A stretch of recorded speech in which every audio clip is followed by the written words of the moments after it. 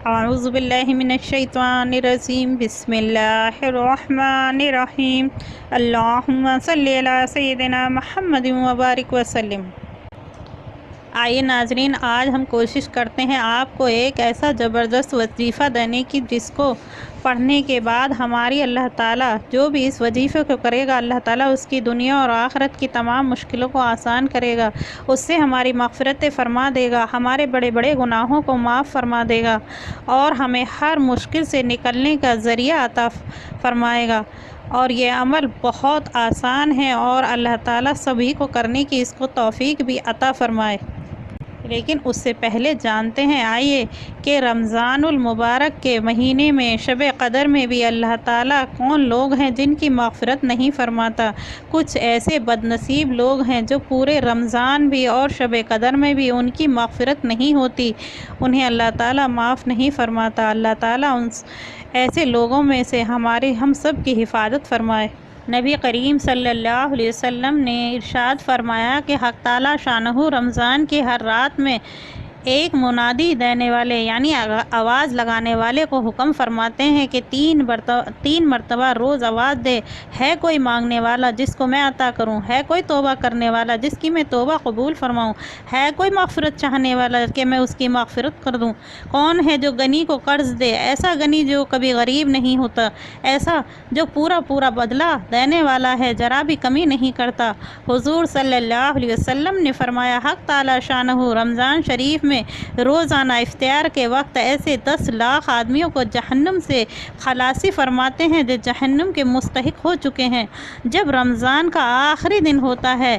یعنی ختم رمضان کے دن، جس قدر پورے رمضان جہنم سے افطاری کے وقت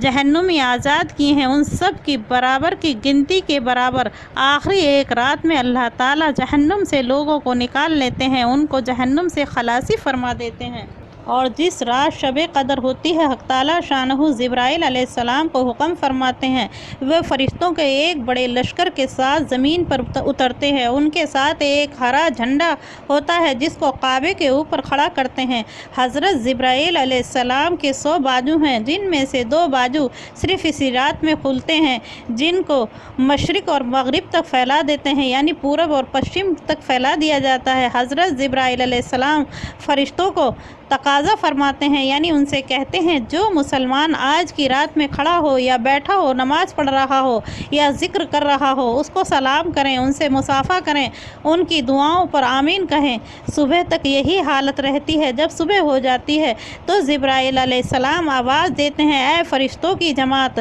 اب یہاں سے چلو۔ فرشتے حضرت جبرائیل علیہ السلام سے پوچھتے ہیں اللہ تعالیٰ نے احمد صلی اللہ علیہ وسلم کی امت کی مومنوں کی حاجتوں اور ضرورتوں میں کیا کیا معاملہ فرمایا ہے؟ تو جبرائیل علیہ السلام کہتے ہیں اللہ نے ان پر توجہ فرمائی اور 4 آدمیوں کے علاوہ سب کو معاف فرما دیا۔ صحابہ رضی اللہ عنہ نے پوچھا یا رسول اللہ صلی اللہ علیہ وسلم وہ 4 شخص کون ہیں؟ اللہ کے رسول صلی اللہ علیہ وسلم نے فرمایا وہ 4 بد نصیب شخص، سب سے پہلا نمبر ایک شراب کا عادی، دوسرا وہ شخص جو والدین کی نافرمانی کرنے والا ہو، تیسرا وہ شخص جو رشتے ختم کرنے والا ہو، چوتھا وہ شخص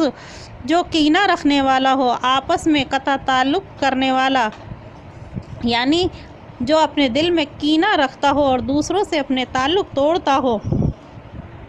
یہ 4 وہ ایسے بد نصیب شخص ہیں جو نہ تو رمضان کی راتوں میں ان کی بخشش ہوتی ہے اور نہ شب قدر میں ان کے گناہوں کو معاف کیا جاتا ہے۔ یہ 4 وہ شخص ہیں کہ جس پہ اللہ کا پیارا رسول لعنت کر رہا ہے اور اللہ کا مقرب فرشتہ اس کی ہلاکت کی بد دعا پہ آمین کہہ رہا ہے۔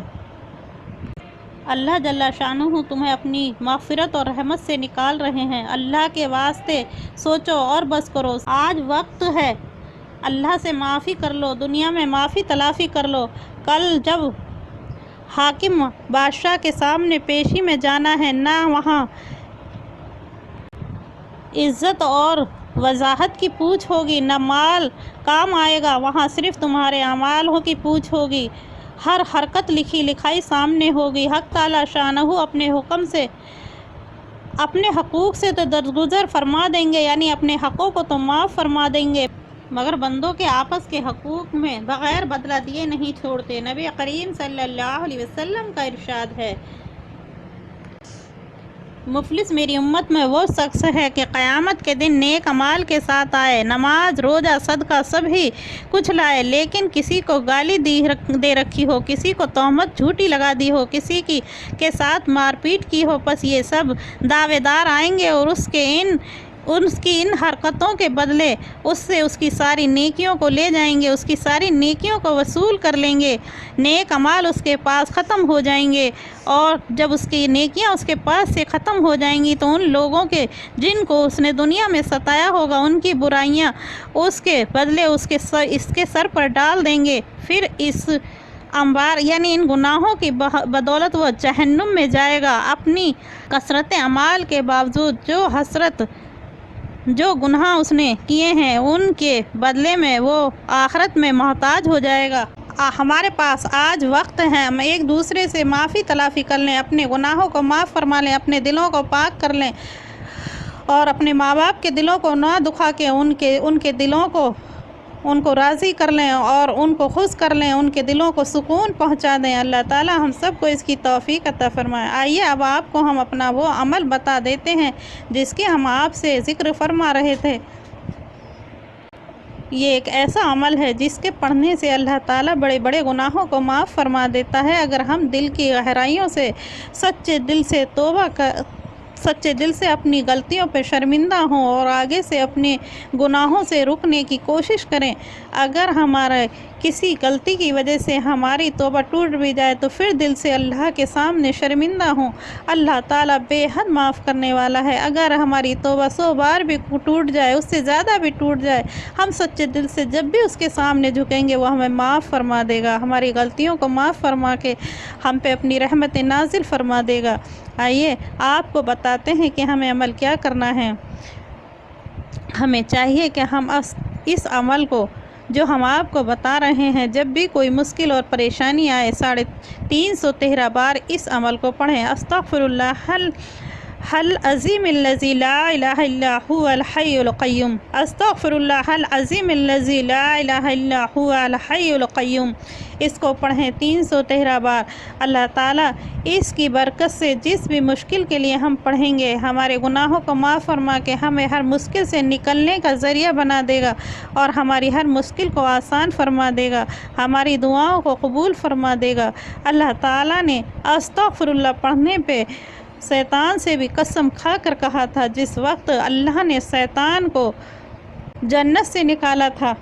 اسے ملعون قرار دیا تھا، یعنی اسے نافرمان کہا تھا، اس وقت شیطان نے اللہ سے کہا تھا، اے اللہ، میں دنیا میں جا کر تیرے سبھی بندوں کو یعنی آدم کی اولاد سے گناہ کرواؤں گا، ان سے بڑے بڑے گناہ کرواؤں گا جس سے وہ جہنم میں پہنچ جائیں گے، انہیں جہنم میں پہنچا دوں گا۔ تو اللہ نے بھی اس وقت قسم کھا کر کہا تھا، مجھے اپنی عزت کی قسم ہے، مجھے اپنے جلال کی قسم ہے، مجھے اپنی بزرگی کی قسم ہے، جب بھی کوئی بندہ استغفر اللہ پڑھے گا میں اس کے گناہوں کو معاف فرما دوں گا اور اس کو جہنم سے بری کر دوں گا۔ اور اللہ تعالیٰ جسے جہنم سے بری فرما دیتے ہیں اس کی دنیا بھی آسان فرما دیتے ہیں، اس کی دنیا میں بھی رونقیں عطا فرما دیتے ہیں، اسے دنیا میں بھی سکون عطا فرماتے ہیں اور اس کی آخرت بھی سنوار دیتے ہیں۔ اللہ تعالیٰ پوری امت کو ہم سب کو استغفار پڑھنے کی توفیق عطا فرمائے، سبھی مسلمانوں کو اللہ اس کی توفیق عطا فرمائے، آمین یا رب العالمین۔